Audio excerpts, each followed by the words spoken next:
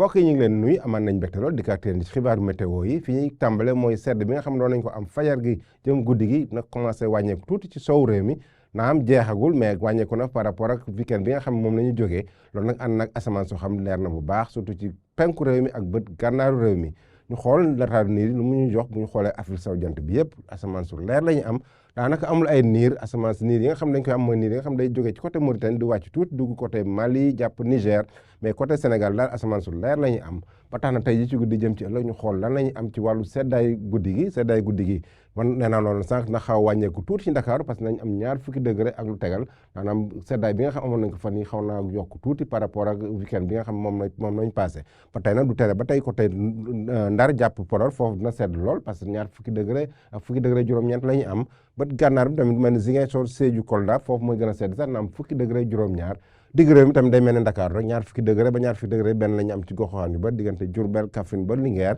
fii gën a xaw a ñàkk a sedd tuuti mooy Bakel na am 20 degré ñaar ci guddi gi asamaan soo xam na leer bu baax Bakel Tambacounda ak Kédougou foofu na am 20 degré benn ci guddi gi bu ñu demee ci bëccëg gi nag ñu xool maanaam bëccëg gi nu muy demee maanaam bëccëgu àllarba gi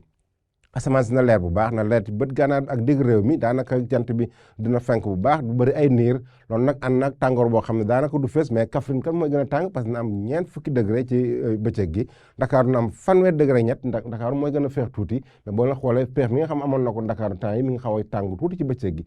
mandarga nag sedd bu jeex mais nag dafa xaw a am différence rek bu ñu demee ba ci côté Ndar nag na am 30 degré ñeent 30 degré ñeent nañ ko am Podor fu mu ne ni Matam na am 30 degré juróom-ñaar 30 degré juróom-ñett ñu am ko Bakel asamaan soo xam na fenk bu baax bët gànnaar bi dem naka noonu na am 30 degré juróom-ñett ba 30 degré ñaar donc mbokk yi loolu la ñu indiloon tey seddaay boo xam mi ngi fi ba tey mais xaw naa wàññeeku par rapport ak ay bis yi ñu génn ak asamaan soo xam fenk na bu baax jant bi daanaka du bëri ay niir donc loolu la ñu indiloon tey mais bu leen fàtte dem suñu plateforme pour ay information ñu gën a ràññeele ñu ngi leen dox dig daje ba suba ak jàmm asalaam